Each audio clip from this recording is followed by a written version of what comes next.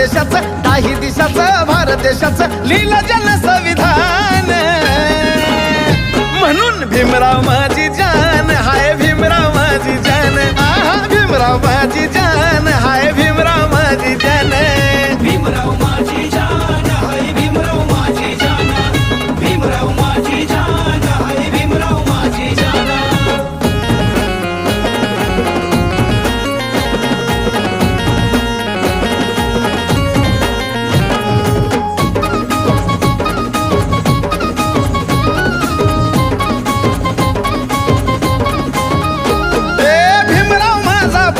होता